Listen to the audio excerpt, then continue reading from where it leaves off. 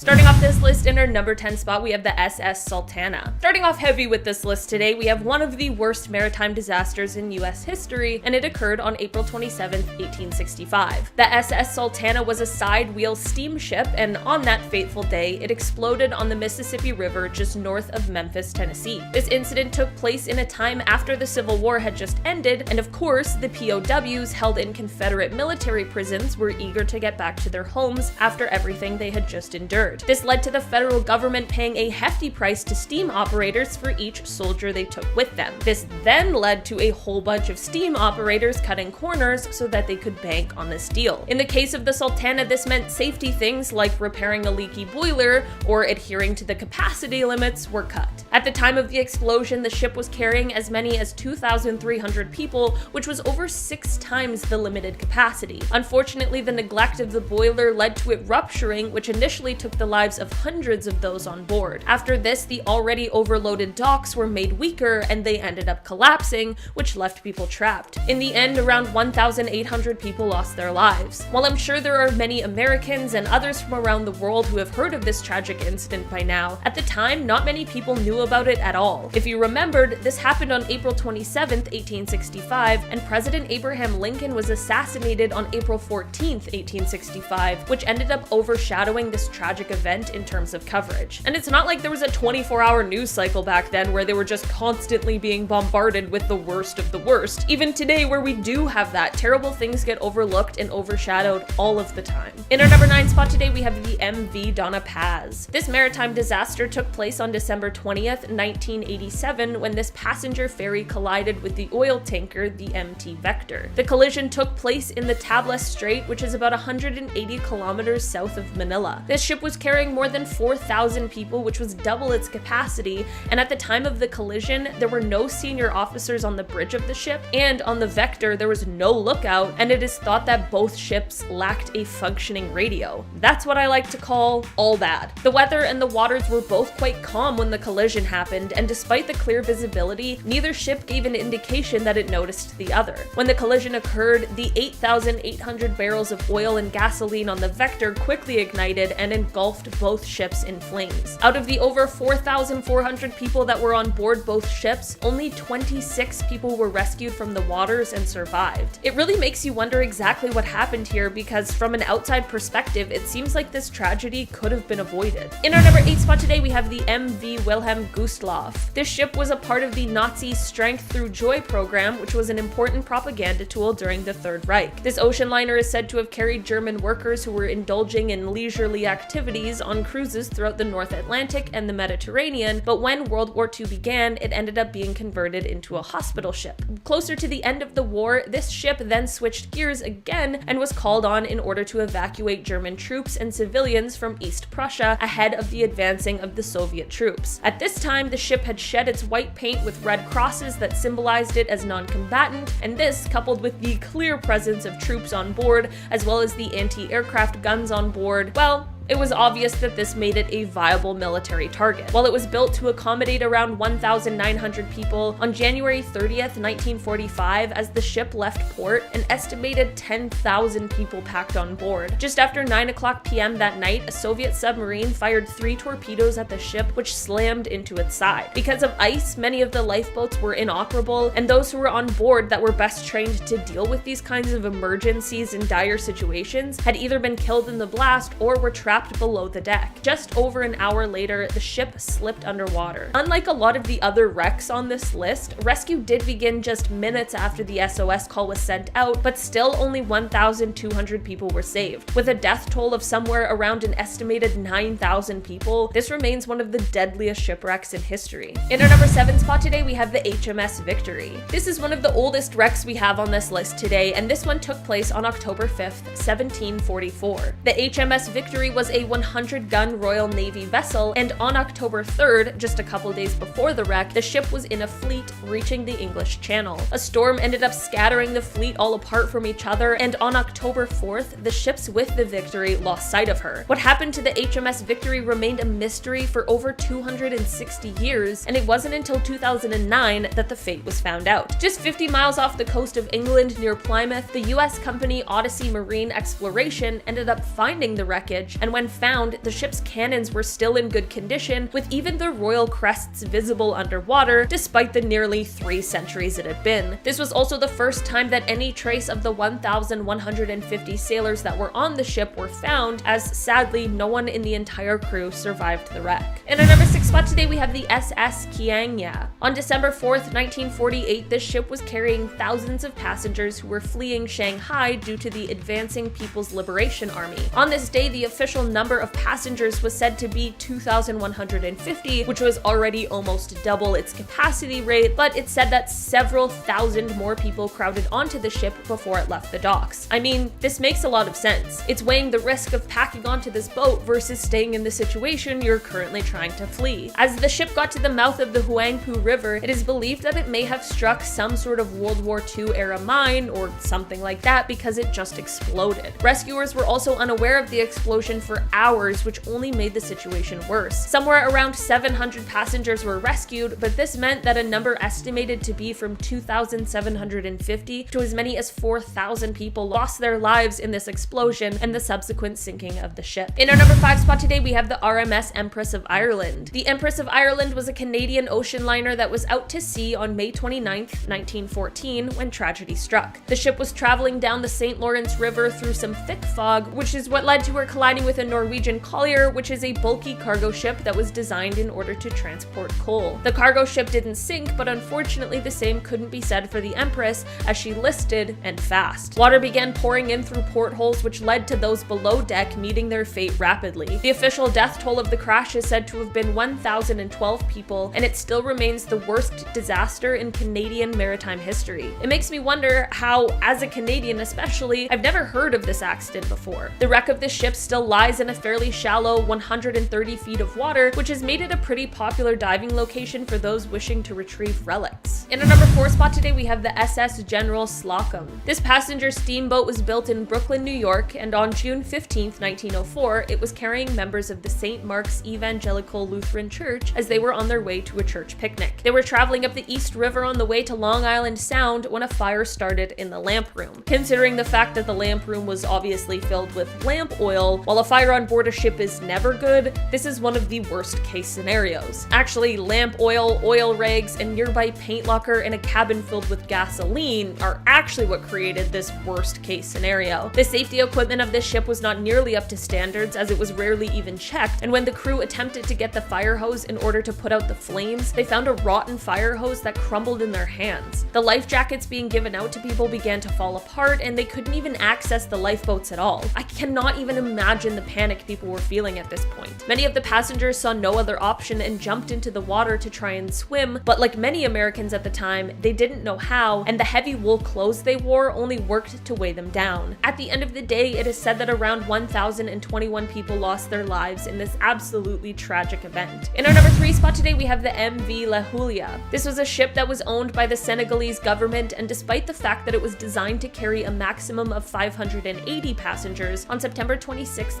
2002, the ship had at least 2,000 people on board. This is obviously a huge issue, and this, coupled with the fact that there was a large amount of people who were sleeping on the ship's deck, which is of course above the center of buoyancy, only made matters worse. The ship was en route to the Senegalese capital of Dakar, and as it sailed farther out to sea than it was licensed to sail, it ended up encountering a storm and really rough waters. The ship ended up capsizing, and out of the 2,000 people on board, only 64 people survived the entire ordeal. Not only was this because of the fact that the ship sank exceptionally quickly, but it's mostly because rescue was not sent out until several hours after. The wreck is thought to be one of the worst non-military disasters in all of maritime history. Despite the severity of the situation, no one has been charged or prosecuted for the disaster to this day. In our number 2 spot today, we have the MS Al Salam Boccaccio 98. This is a shipwreck that took place on the Red Sea on February 3rd, 2006. At the time of the wreck, the ship was en route from Dubai, UAE, on the way to Safaga in southern Egypt. When the ship left port, it was already listing due to poor weather, and things only got worse from here. A fire broke out in the engine room, and it continued to burn despite the crew's best efforts to get it put out. The crew used buckets and buckets of seawater, and at one point the fire was temporarily put out, but it reignited before long. At this point, the captain tried to turn around and return to the port, but the drainage pumps weren't working properly, which meant that the hull of the ship had now filled up with water. When they tried to turn, it just resulted in the balance being all thrown off and the ship capsized. Like I mentioned before, when they set out, the weather was already bad, which of course made the rescue efforts substantially more difficult because those people also had to try and sail through this bad weather and strong winds. This left dozens out floating in the Red Sea. Sadly, it is reported that somewhere around 1,018 people lost their lives in this wreck. In our number 1 spot today, we have the MV Goya. This ship was built in Norway in 1940 and was meant to be a freighter, but in a World War II world, this ship ended up being used as a passenger ship in order to evacuate citizens as a part of Operation Hannibal. This, of course, as anyone could reasonably imagine, meant that the ship was very often overcrowded as they were trying to rescue as many people as possible at a time. On April 16, 1945, the ship was carrying over 7,000 passengers, which is 5 times the amount of people it could safely carry, when it was hit by a torpedo that was sent from a Soviet submarine just before midnight. The force of the explosion was so great that the ship only took minutes to sink, and since the timing of the incident had most passengers in their beds,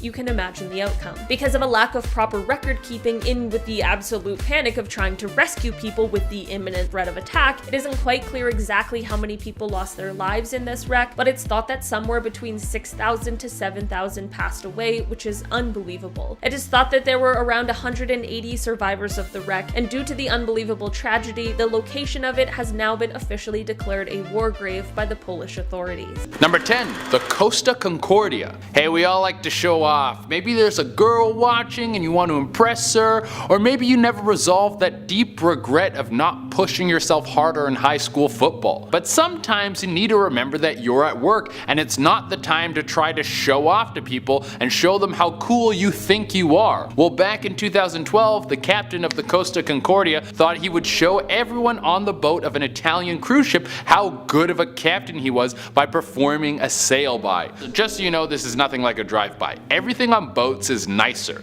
Like drinking and driving, bad. Drinking and boating, that's the only way you can get people on a boat. A sail-by is when you swoop in close to a landmass to take a close look. What ended up happening is the captain misjudged how close he could get and crashed into it. After this, he tried to be a hero and help everyone on the ship. Just kidding, he abandoned ship. He treated crashing into the island like hiding pieces of that broken vase when you were playing kickball inside and your mom got mad at you. He later was arrested for manslaughter and abandoning ship. Bummer. Number 9, the MS Estonia. Now here's another case of people just not really doing their job right. The MS Estonia was a smaller transport ship, used sometimes as a cruise ship but mostly as a ferry. One day it was making a pretty standard trip from Estonia to Sweden, and there was 989 people on board the boat at this time. So far so good, but the cargo on the boat hadn't been placed evenly on the boat, so the weight distribution was off. While making the cross, the MS Estonia got hit with a major storm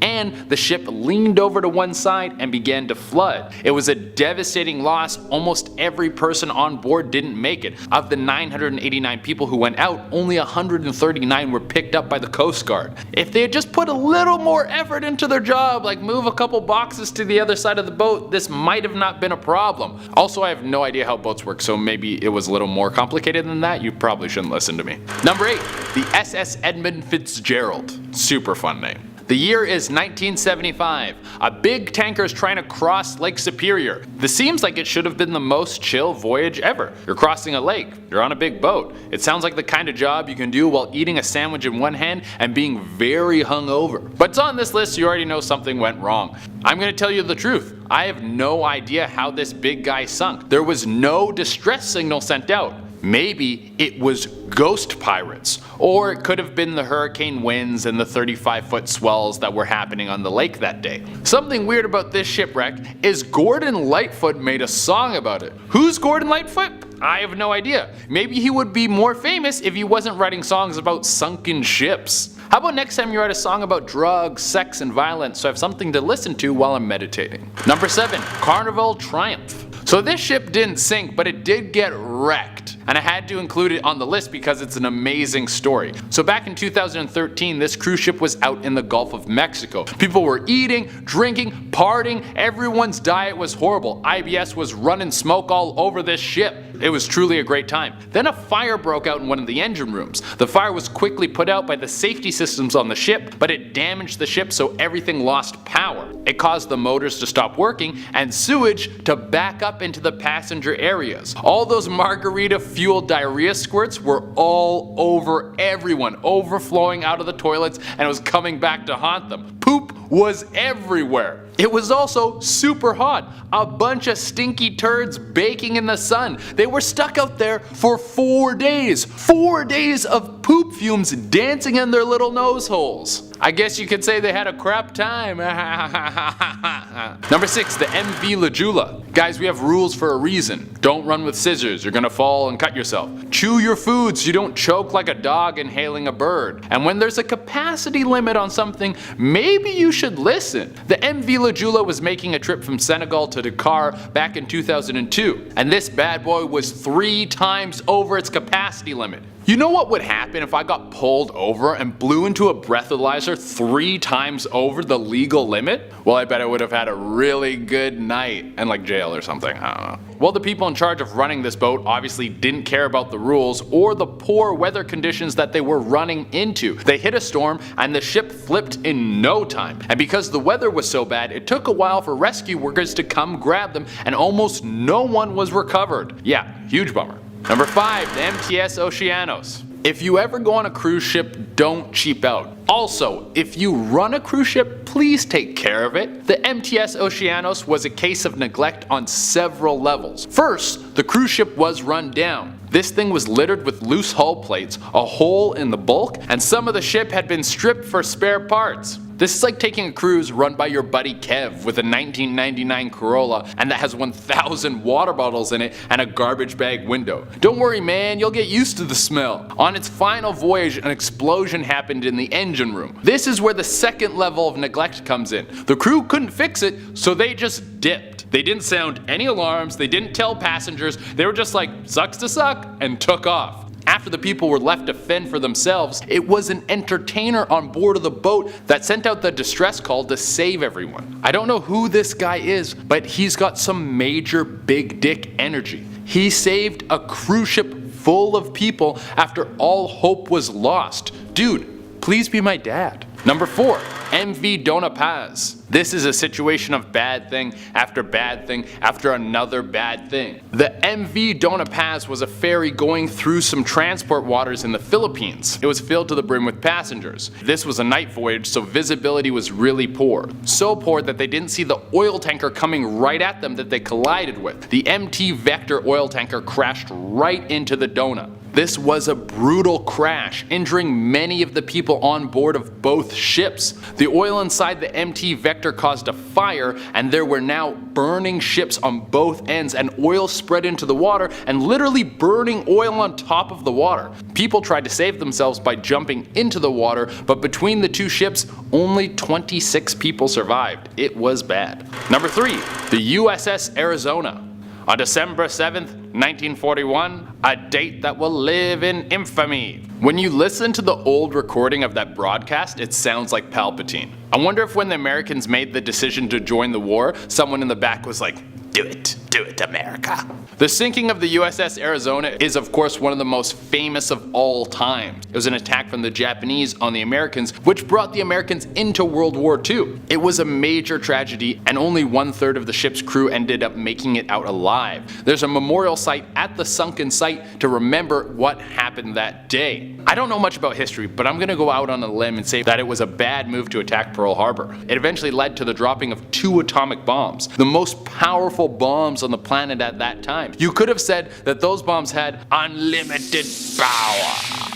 Number 2, the Titanic. What can I tell you about this boat that you don't already know? Leonardo DiCaprio fell in love on it, he banged some chick in a car, and then he died of hypothermia. The end. I just saved you 7 hours or however long that movie is. Trust me, you don't want to waste your time watching that movie. An extended cut of Avengers Endgame just got announced, and it's way more worth it. Well, for those of you that don't know, the Titanic was supposed to be a marvel of technology and thought to be completely unsinkable. They were so confident in the boat's ability that there wasn't enough lifeboats and there was no safety briefing given out to the passengers beforehand. The ship then smashed into an iceberg and some dude fell into a propeller and then a bunch of rich people froze to death. The end. I don't know if you guys heard about this, but they built a second Titanic that's going on the same route as the original boat. At least this time when it sinks I get to watch the whole thing happen on Instagram Live. Number 1. Wilhelm Gustloff. The sinking of the Wilhelm Gustloff was a major tragedy. It was the most lives lost in the sinking of a boat ever. Over 9,000 people died. It was back in 1945 when this boat was making its trip across Baltic waters. And I want everyone to understand that everyone on this boat was a civilian. There was no weapons, the ship wasn't smuggling anything, there was no secrets to be had on this boat. It was about halfway through its voyage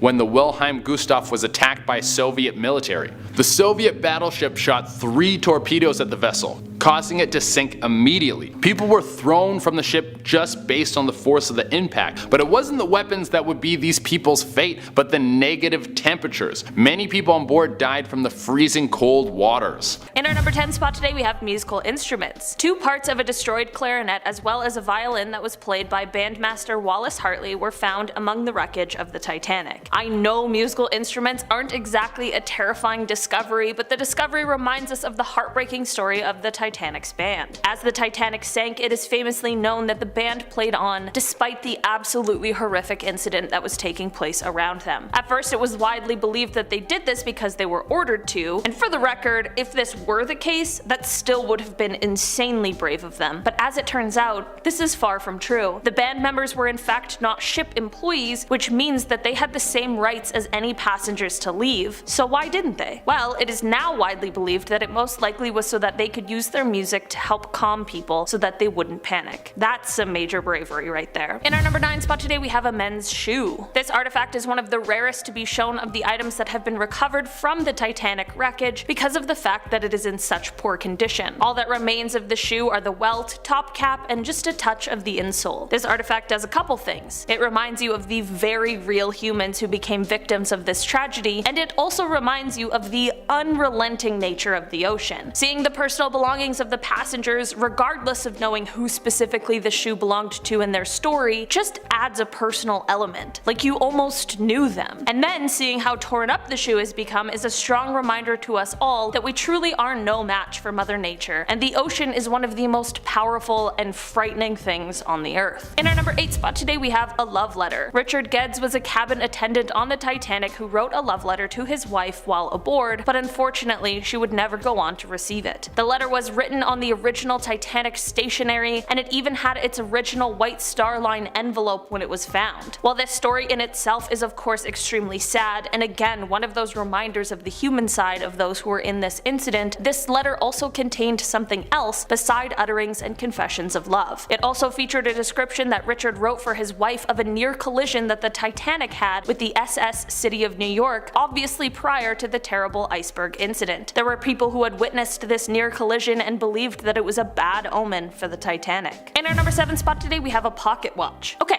this artifact most certainly isn't the scariest one on today's list, but the story behind who it belonged to is one for the books. Sinai Cantor was 34 years old when he was a passenger on the Titanic. On board with him was his wife Miriam, and the pair were from Russia. They purchased second-class passenger tickets, which at the time cost them £26, which is about $3,666 in today's money. When tragedy struck and the Titanic was sinking, Sinai immediately thought of his wife. He was able to get her aboard one of the life rafts thankfully, and as far as I know, she was rescued from the icy waters. Unfortunately, the same could not be said for him, however, as he ended up being one of those who passed away in the sinking of the ship. During rescue efforts, this pocket watch ended up being recovered from his body. In our number 6 spot today we have the inspection card. This inspection card once belonged to a woman named Marion Meanwell. What could possibly be worrisome about an inspection card? Well, it shows how Marion was not intended to be on the Titanic, but by some turn of events, she unfortunately found herself as one of the passengers. The card shows that she was originally meant to be traveling on a ship called the Majestic. For some reason, the trip she originally had planned was delayed, and she instead was assigned to the ill-fated Titanic. You can see that the word Majestic was crossed out on her card, which shows us the change in plans. If only people were able to see what was about to strike and could have warned her. In our number 5 spot today we have the Titanic radio. Okay,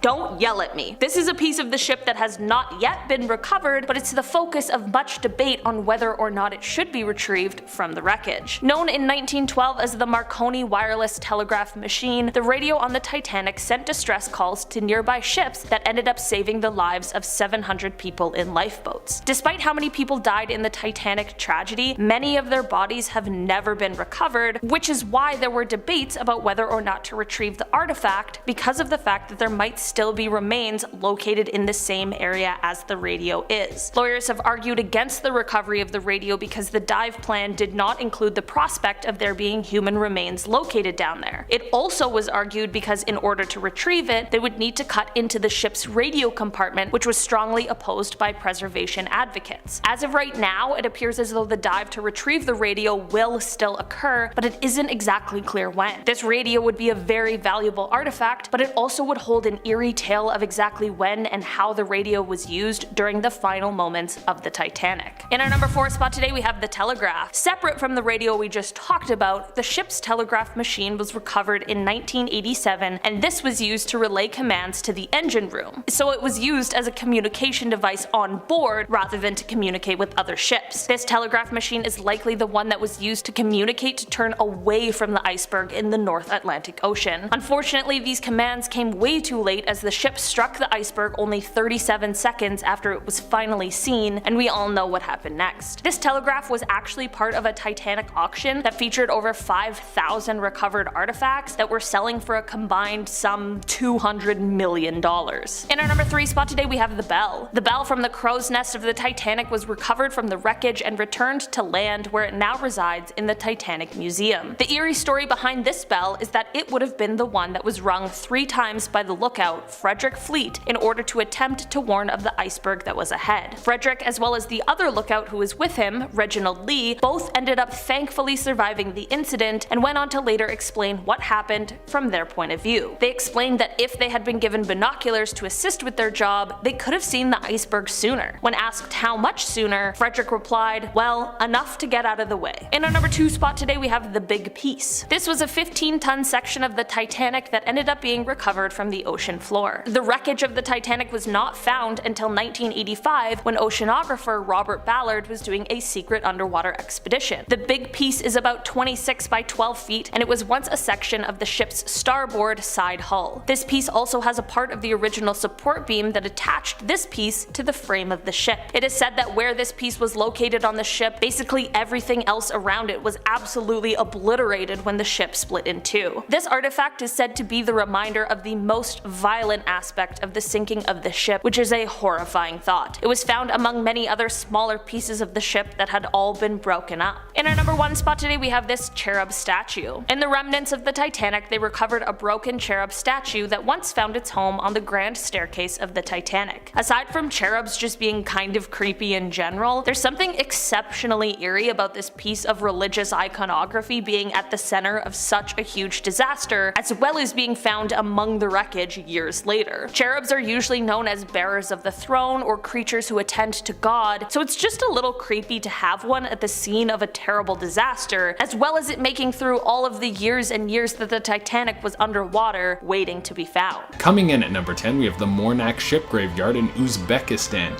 This ship graveyard showcases the destructive power that man can have on his environment. This area used to be lush with life, and it was home to the Aral Sea. This was a massive salt lake that housed one of the most diverse ecosystems in the world. It was teeming with life not just below the surface, but above it as well. There were thousands of people that called the borders of this sea home. It was where people would fish and live. An entire industry was built around this lake. But when the government wanted to use the waters to expand the agriculture influence in the area, they started to funnel water out of the lake through the man-made rivers, and slowly but surely they shrank down the sea and the salt levels skyrocketed. It was eventually too salty for anything to live in the lake. Eventually everything died off, and everyone who used to live around there had to find other means of survival. Now the whole area is a desert that houses the rusted remains of ships that once traveled the Aral Sea. Coming in at number 9, we have Miss World Discoverer Solomon Island. This is the worst nightmare for every single retired person who loves to spend their time going on cruises.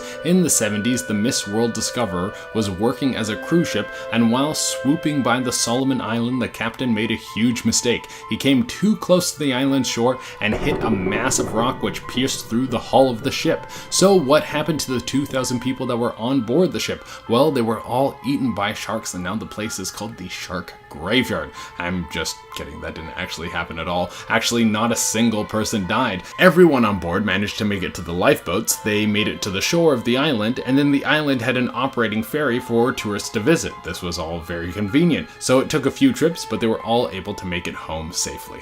Coming in at number 8, we have the Mediterranean Sky in Greece. Let's go over to a massive cruise liner that was built all the way back in the 50s. I'm not sure how long a boat is good for, but it would weird me out knowing that you're setting sail on something that is older than my parents. I think when I'm putting my faith in something that's supposed to take me across the ocean, I want to make sure that the blueprints have the latest updates. But even though this ship had a long career, it never saw any problems. The reason that it became a wreck was actually due to lack of use. It was sitting in a Greek harbor for over 2 years, and then one day the ship started to take on water. I don't know if you guys know this about boats, but that is very bad. Well, the owners of the boat didn't have the means to fix it, but they also didn't want to lose it to the murky depths of Davy Jones' locker. So they managed to get the boat to some shallow waters, and they got it stuck on land. It stayed there for a time until the boat broke open, and then it was laid there as a wreck. It's now a tourist attraction. I'm kind of realizing that going to see a giant shipwreck is like going to check out a big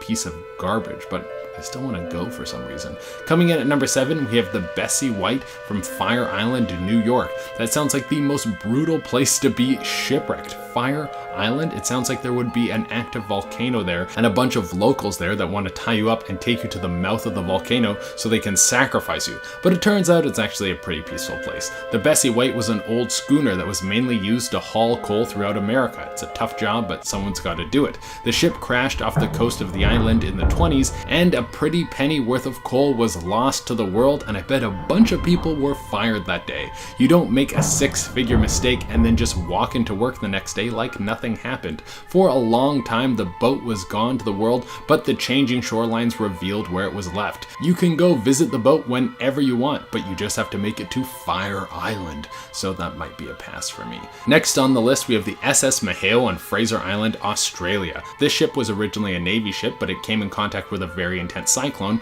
and now it sits on the shore of Fraser Island. The metal skeleton sits on the beach and looks just as dangerous as it is. Some people think that it would be a good idea to climb and enter the wreckage, and many of them learn quickly that there's nothing in there but pain. Many people have hurt themselves in the wreckage of the ship trying to get too close for photo ops or the perfect selfie. And it doesn't help that Fraser Island is already known for being dangerous from the aggressive wildlife that lives on the island. So if you go there for a visit, try not to draw blood while you explore. You don't want a pack of dingoes to be the last thing you see. Next on the list is the USTA Liberty in Bali, Indonesia. Now we're finally getting to a battleship. The USTA was smashed in the hull by a Japanese torpedo in 1942 just off the coast of Bali. It was extremely close to the shore, only 30 meters away, so most of the men on board were able to abandon ship and swim to the shore. And even though the ship has a dark past, it is now a prime time location for snorkeling and freediving. The wreck is only 9 meters underwater, so you can swim right out to it and dive down to find a wide array of sea life living on it. That's not a bad way to spend your afternoon,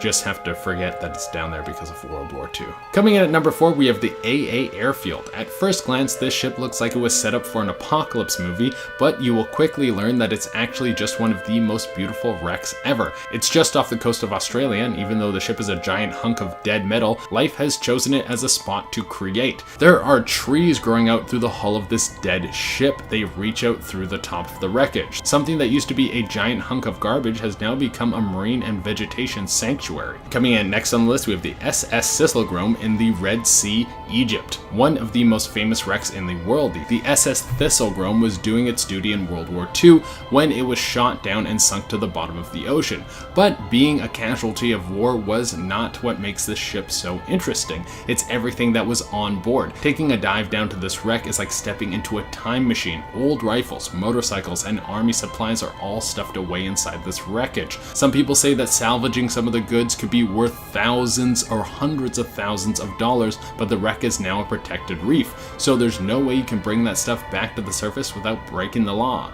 It's all looking and no touching. We have the MV Panagotis in Zakynthos Island, Greece. I can't believe it took us this long, but we finally made it to a pirate shipwreck. It's not an old school pirate shipwreck that has black sails and a bunch of scurvy-ridden hooligans who are constantly drunk on rum. No, this pirate ship was operating back in the 80s. It would come to a place known as Smuggler's Cove. This is considered the most beautiful beach in all of Greece. The waters are crystal clear, and the only way you can get there is by boat unless you can swim like Aquaman. This is why it was such a hot spot for smugglers to bring goods in and out of Greece. Well, one day the captain of the Panagotis was feeling a little bit bold and he brought the ship in way too close and it hit land. The crew did what they could to try and get the boat loose, but there was nothing they could do. It now sits on the shore of the beach as an added tourist attraction. And number 1 on the list is the SS Yonglanga, Queensland, Australia. Alright, grab your scuba gear because you're going to need to head underwater for this next wreck. If you want to visit this one, you're going to need your PADI certification because there is no way you're going to get face to face with this wreck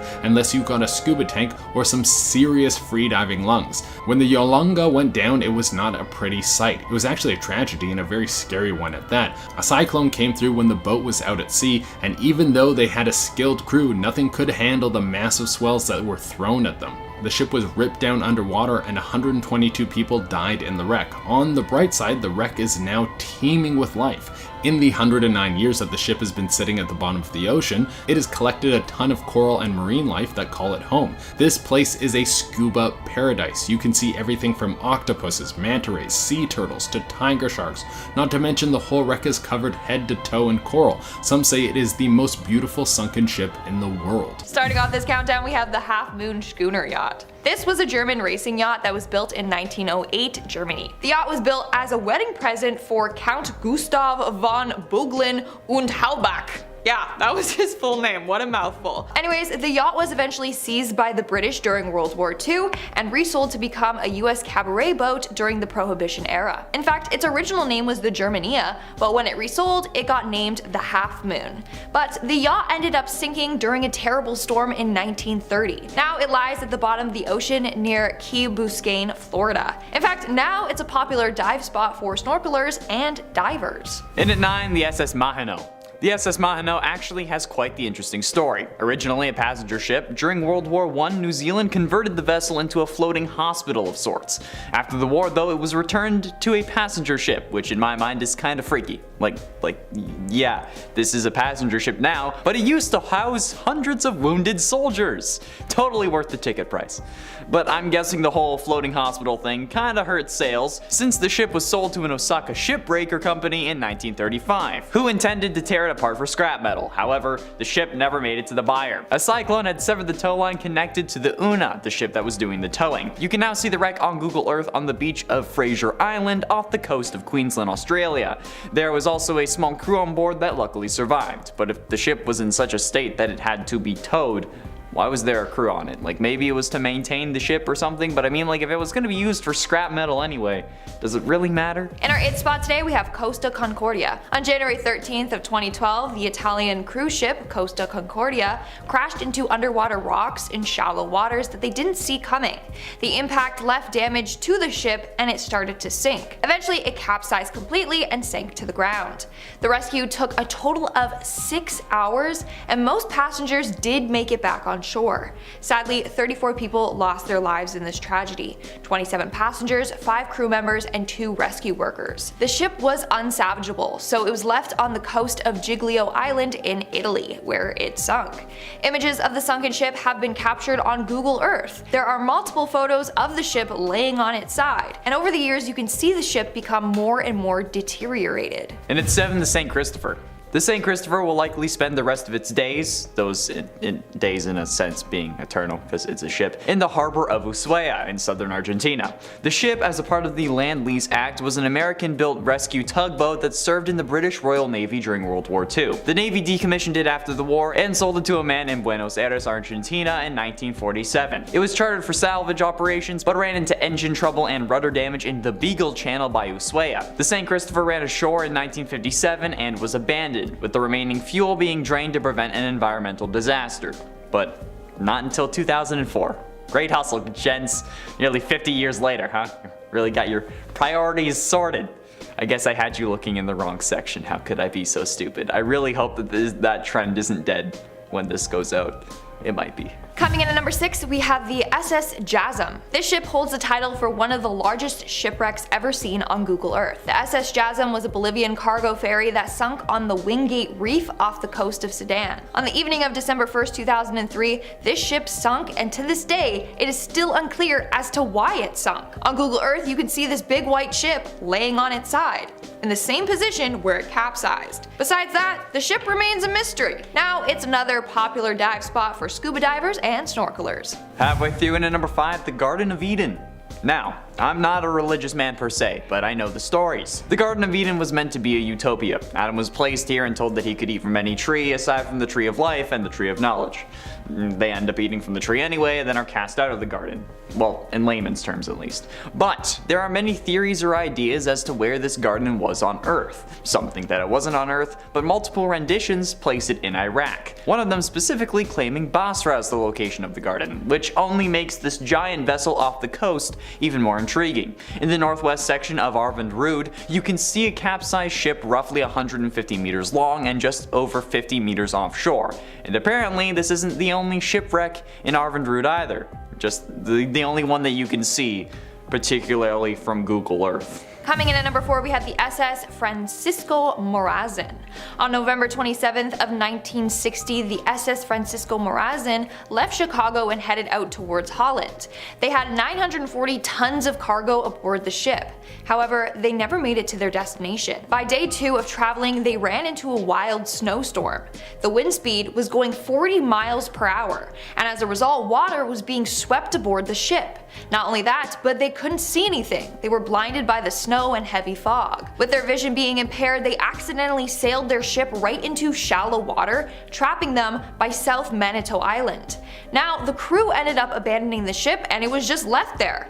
The ship's owner never came forward and claimed it, so it was literally left there to rot. You can still see it today, just chilling in Lake Michigan. Getting close to the end, and in number 3, Skeleton Coast. Skeleton Coast sits just north of Lüderitz in Namibia, and was named thanks to the countless whale and sea bones that had once littered the shore, thanks to its whaling history.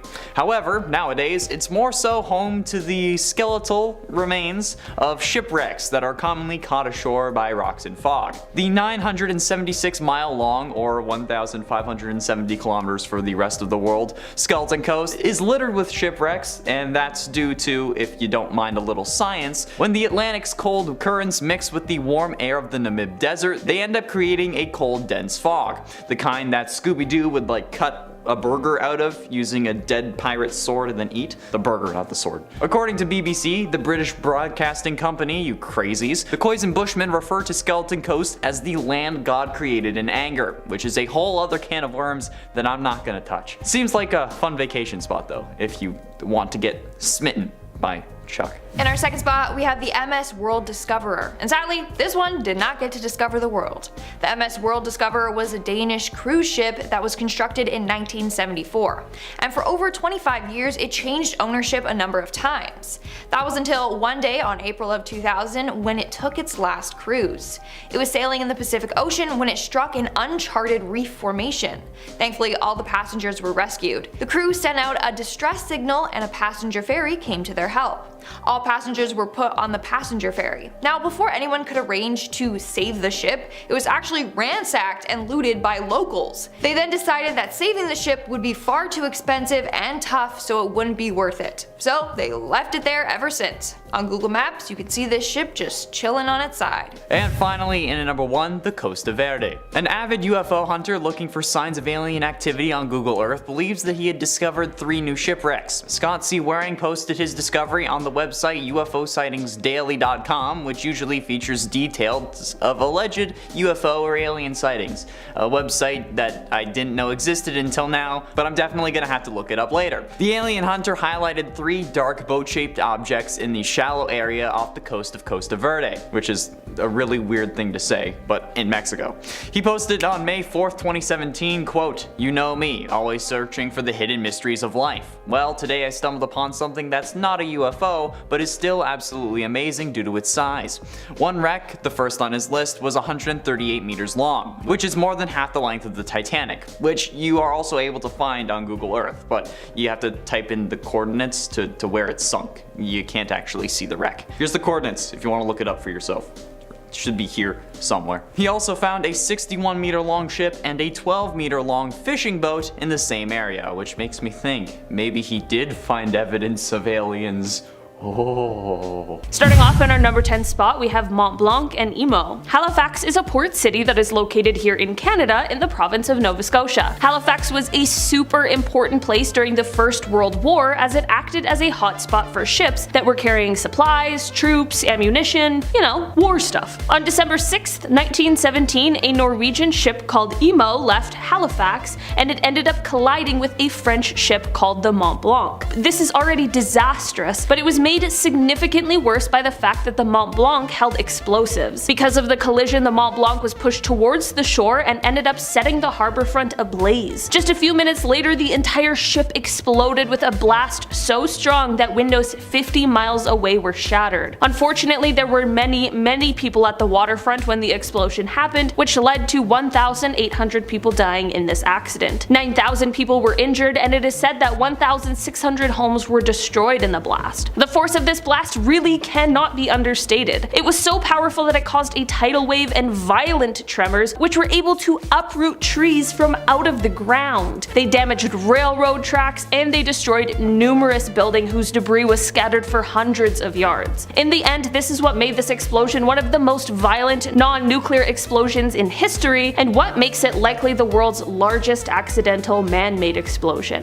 In our number 9 spot today, we have the Toya Maru. This ship was a Japanese train ferry that was out to sea in between the islands of Hokkaido and Honshu in 1954 when it was struck by Typhoon Marie. The captain tried to ride it out and attempted to anchor the ship in place, but the winds were so strong that it broke free. Seawater began pouring into the engine compartment, which then caused the steam engine to quit running, and the ferry was then completely uncontrollable. The captain continued to try whatever he could to get the ship to safety, and he even tried to beach the ship, but unfortunately the waves were just too powerful. After being tossed around in the waves and battered by the water, and after all the rain and strong winds, the ship ended up capsizing and sinking. In the end, 1,163 people lost their lives in this disaster, including 35 American soldiers who were members of the US Army's 1st Cavalry Division Artillery. The Toya Maru wasn't the only ship sunk in this storm, as Typhoon Marie also sank 4 other ferries as well. In our number 8 spot today, we have the Taiping steamer. In 1949, the Taiping steamer was out to sea and was seriously overloaded with 1,000 war refugees on board. This ship was sailing from Shanghai, China to Keelung, Taiwan when it collided with a cargo vessel called the Qianyuan. At the time of this accident, the Taiping was fleeing the Chinese Civil War, which is why it was so overcrowded when it only should have been holding a maximum of 580 passengers. This kind of overcrowding did not help with the sinking of the ship and sadly only sped up the process. It is also said that the ship was steaming without lights even though it was after curfew, which of course likely didn't help to avoid this very tragic situation. Sadly, there were 1,500 people who lost their lives in this collision. In our number 7 spot today, we have the SS Principe Umberto. This ship was built in 1909 as an Italian passenger ship, but in the times during the First World War, it ended up being converted into an armed merchant cruiser. On June 8, 1916, this ship was transporting troops on the Adriatic Sea. These troops were part of the 55th Infantry Regiment and were on their way back from Albania to Italy. Although the ship was accompanied by others, it still ended up being struck by an Austro-Hungarian U-5 submarine that had launched a torpedo attack. This ship ended up sinking just minutes later, and it is said that this disaster took the lives of 1,926 men, making it the worst naval disaster of the First World War in terms of lives lost. In our number 6 spot today, we have the Yamato. This ship was a Japanese battleship that served in the Second World War. She was the lead ship of her class of battleships, and she was one of of the two of the heaviest and most powerfully armed battleships ever constructed. On April 7, 1945, the ship was about 300 kilometers south of the Japanese island of Kyushu when it was confronted by a US carrier-based aircraft. This aircraft bombed the ship, which led to it capsizing. This then caused the ammunition on board to explode, which tore the ship in two. After a total of 13 torpedo hits and 8 hits, the ship completely sunk. The ship was accompanied by a light cruiser and 4 other destroyers, which were all sunk in this event as well. This sadly led to thousands of deaths, as most of the crew lost their lives in this battle. In our number 5 spot today, we have the Joseph Stalin. The Joseph Stalin was of course a Soviet passenger ship that was converted to carry troops during the Second World War. This ship was very important to Soviet forces as it was used in 1941 in the evacuation of Tallinn and was later used to evacuate the Soviet naval base in Hanko, Finland. Just after this evacuation, on December 3rd, 1941, the ship ended up entering the Gulf of Finland, where it encountered 3 German mines. This led to the crew scrambling around to try and fix up the damage that the mines had caused. While they were distracted by this, Finnish forces ended up spotting the ship and saw an opportunity to strike. This led to the ammunition that was on board the Soviet ship to detonate, which ended up taking the lives of 3,849 out of the 5,589 who were on board. Those who didn't lose their lives in this incident ended up being captured and held as prisoners of war by the German forces. In our number 4 spot today, we have the SS Cap Arcona. This ship was a German luxury ocean liner that was launched in 1927. But by the time the mid-1940s rolled around, however, like many other ships on this list, this one was put to use to help in the country's war efforts. This time, this ship was converted into a prison ship. In April of 1945, with the advance of the British Army, prisoners being held at concentration camps were being loaded onto ships, and the Cap Arcona was one of them. On May 3rd, 1945, with more than 6,000 people on board, the ship was attacked by the British Air Force. The prisoners on board were being held below deck at the time, and the ship was not marked with any sort of red cross, so unfortunately those in the British Air Force did not realize that the ship was filled with prisoners at the time. The ship capsized but did not sink entirely, but still this wreck caused somewhere around 5,000 deaths. In our number 3 spot today, we have the HMS Armenia. This was a Soviet passenger ship that was first launched in November of 1928, and she had a maximum capacity of 980 passengers. During the Second World War, this ship was put to use by transporting troops, and from October 9th, 1941, the ship was used to evacuate soldiers, workers, and materials from Odessa. In November of 1941, there was the invasion of German troops that led to an extreme rush to evacuate the hospitals in the city of Sevastopol, and the Armenia was repurposed again into a hospital ship. This led to about 4,000 wounded people and medical personnel from 11 different hospitals being loaded onto the ship to set sail towards Yalta. Once there, another 1,000 passengers were loaded onto the ship in a rush, none of which were officially recorded. On November 7th, the ship was attacked by a German Heinkel HE-111,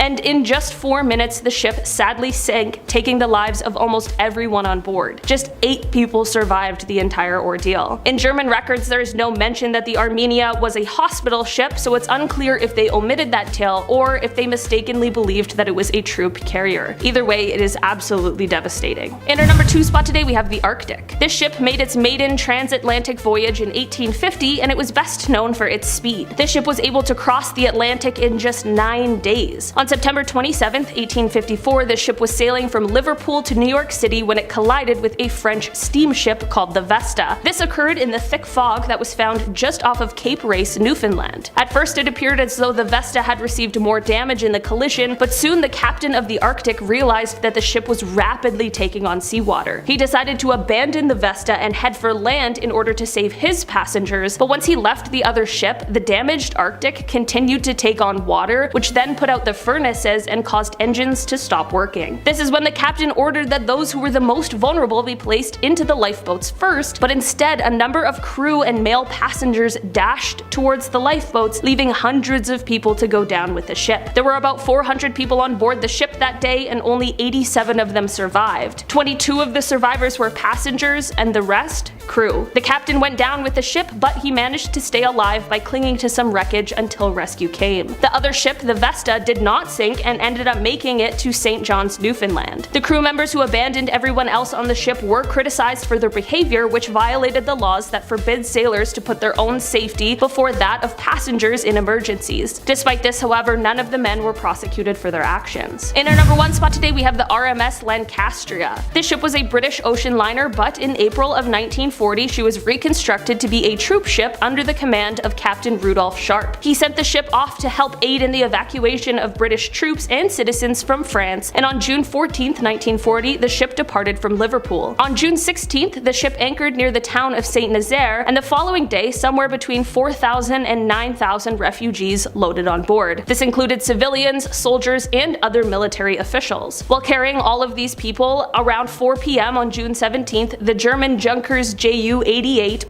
the ship, which caused it to capsize and sink in an extremely fast 20 minutes. This caused over 1,400 tons of fuel to leak into the water, some parts catching fire, and while there were 2,477 survivors, no one is quite sure how many people lost their lives. This is because it was obviously a hectic rescue mission that had people rushing aboard. No one is quite sure just how many people were on board before the attack happened. It is thought that somewhere from 4,000 to 6,500 people might have lost their lives during this, which is truly a terrifying number. Starting off at number 10 is the SS Andrea Doria, also known as the Mount Everest of scuba diving, so you bet your ass I was going to start with this one. So the Doria was an Italian ocean liner which had the capacity of holding around 1,200 passengers and 500 crewmen. Italy was trying to rebuild their reputation after World War II, so the Doria was an icon of national pride. It was their biggest, fastest, and safest vessel at the time, and it went on its maiden voyage in January of 1953.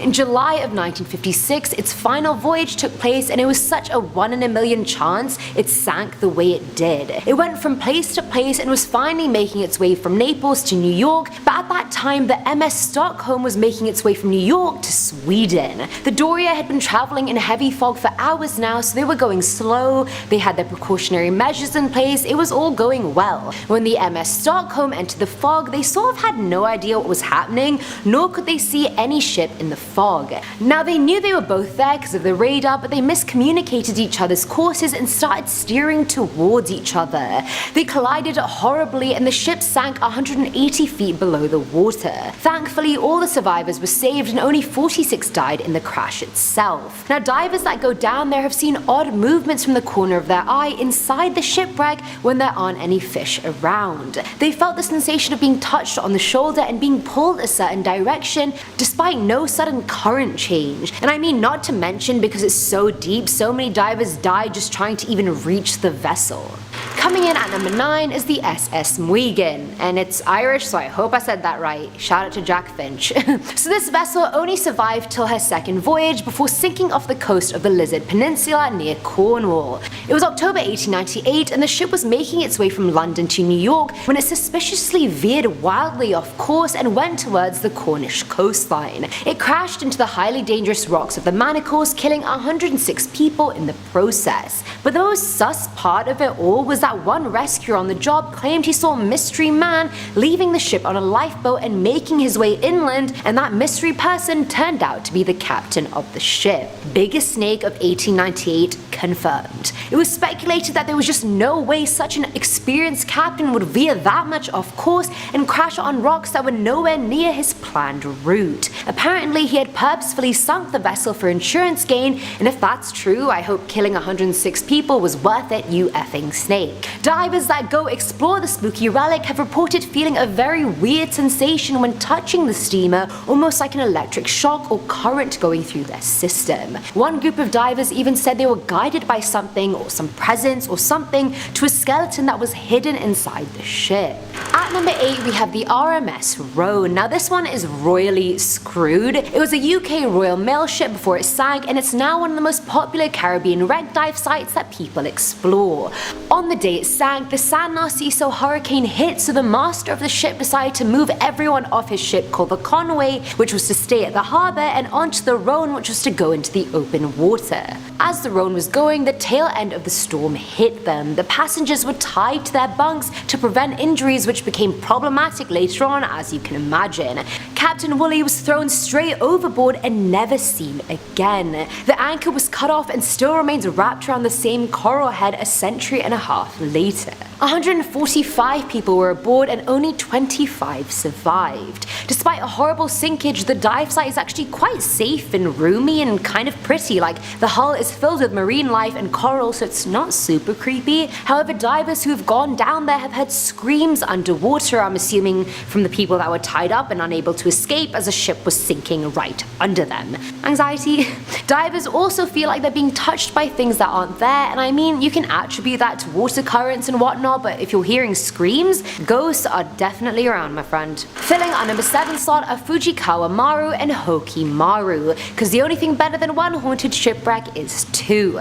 These 2 ships were part of a 60 vessel unit that was basically Japan's stronghold in that part of the Pacific Ocean. They were sunk by US forces in 1944 during World War II, and now both wrecks are at the bottom of Truk Galoon. There's just something really eerie about what water damage and decay looks like, and I feel like everything is just a lot creepier underwater anyway. But either way, divers that have the balls to go down there and explore the wreck have 2 things to worry about: sharks and the fact there's still life on the shipwrecks. Which one is scarier? You tell me. I vote number 1. Now, divers have reported hearing the sound of machinery working away, and when the show Destination Truth was down there filming the wreckages, they picked up recordings of engines turning over and working when, hello, that is not possible.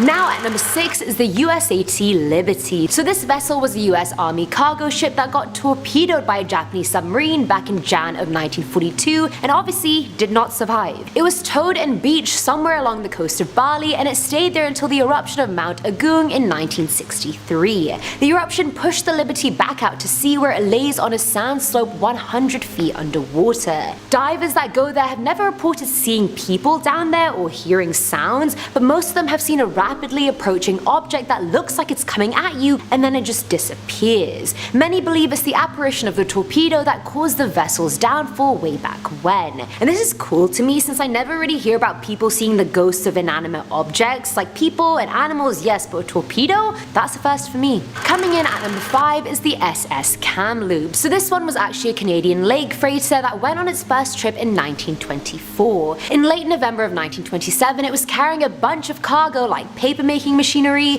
shoes, piping, tar paper, etc. And it was going through Lake Superior, and sadly, in that period, storms were horrific. If you live in Canada, then I don't even need to tell you how bad the winter is, and in water, it's even worse. Now, covered in ice, the Kamloops was last seen going towards the shore of Isle Royale on December 6th. Search parties for the ship started a week after, but to no avail. The 22 people aboard were never seen again. Someone even found a message in a bottle a year later from Alice Bettridge, and she initially survived the sinking, and the note said, "I am the last one left alive. Freezing and starving to death on Isle Royale in Lake Superior. I just want mom and dad to know my fate." How haunting is that? Like, imagine being Alice, trying not to die, trying not to freeze, all alone just hoping for someone, like anyone. Now, the vessel wasn't located till 1977 when it was discovered 270 feet below water near Isle Royale. The whole thing was intact because of the ice-cold water, and there's even a conserved body of a sailor inside the wreckage till this day. Locals call him Whitey or Grandpa, and when divers go down there,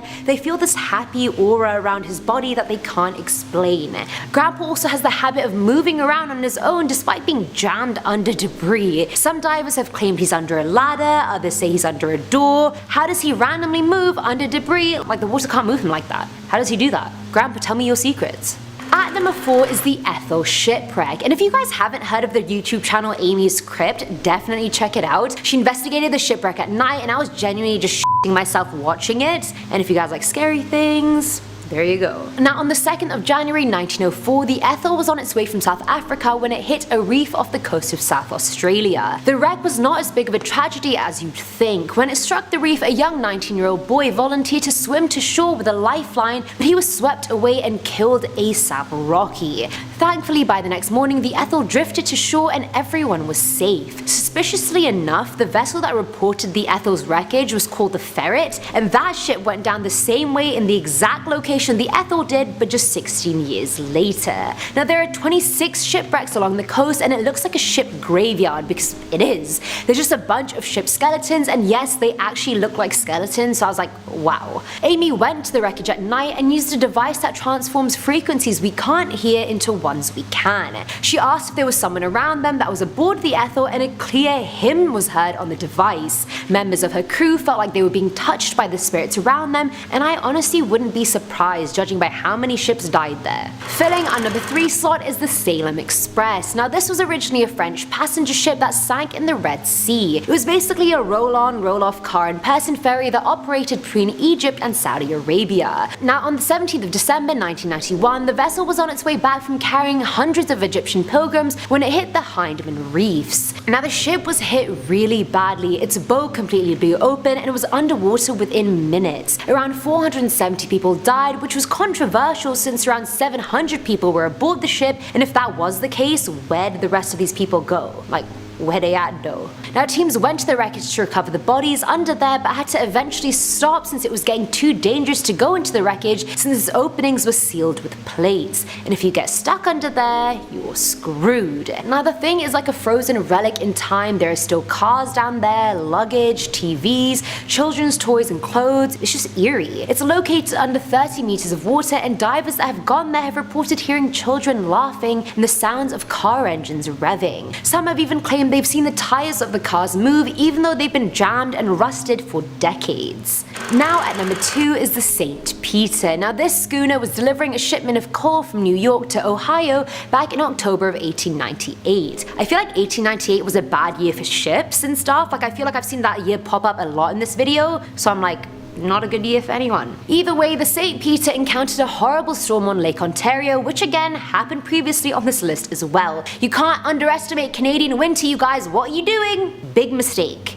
Anyway, the storm destroyed the vessel and the crew actually survived for 12 hours after the wreck during 70-mile-per-hour winds and 20-foot waves. They're the real MVPs right there. My heart goes out to the unimaginable things they had to go through in those 12 hours. By the end of it, when rescues finally got there was only one survivor, and that was the boat's captain, who was clinging to the boat's mast. Apparently his wife Martha was clinging onto it too, but drowned mere minutes before her husband was rescued. It's said her spirit haunts the wreckage, and divers like to go around the October period because it's said Martha's ghost is most likely to be seen around her death anniversary. No matter what time of the year divers go though, they always experience horrible conditions around the area of the boat. Said to be, I guess, the weather haunting the area, just like it did when it sank? Who knows? And finally, at number 1 is the SS Emperor. Always gotta save the best for last, you guys. Now, the SS Emperor was a Canadian freighter that sank off the shore of Isle Royale in Lake Superior back in 1947. The Great Lakes are honestly just taking down everyone, like no mercy, and no one is safe. Hide your kids, hide your wife. Now, on the 3rd of June 1947, the vessel left Thunder Bay with nearly 10.5 tons of iron ore.